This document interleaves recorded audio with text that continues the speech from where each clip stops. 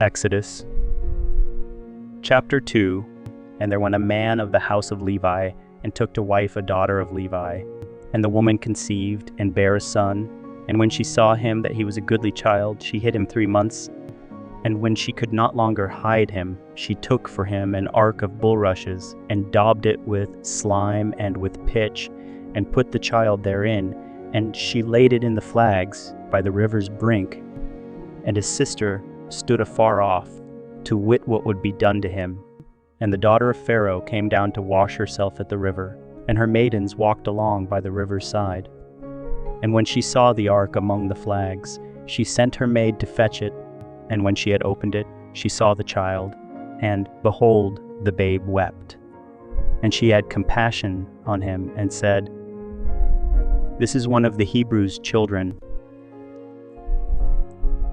Then said his sister to Pharaoh's daughter, "Shall I go and call to the nurse of the Hebrew women, that she may nurse the child for thee?"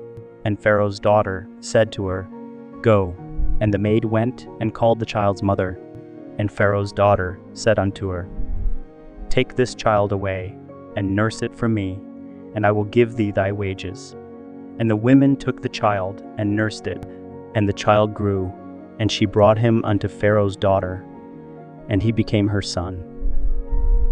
And she called his name Moses, and she said, "Because I drew him out of the water." And it came to pass in those days, when Moses was grown, that he went out unto his brethren, and looked on their burdens, and he spied an Egyptian, smiting in Hebrew one of his brethren.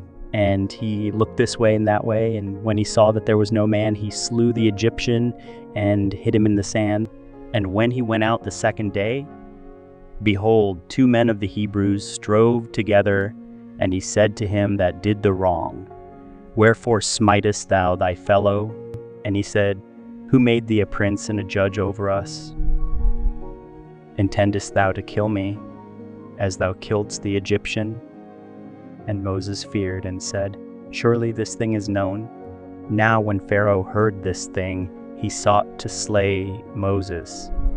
But Moses fled from the face of Pharaoh, and dwelt in the land of Midian, and he sat down by a well.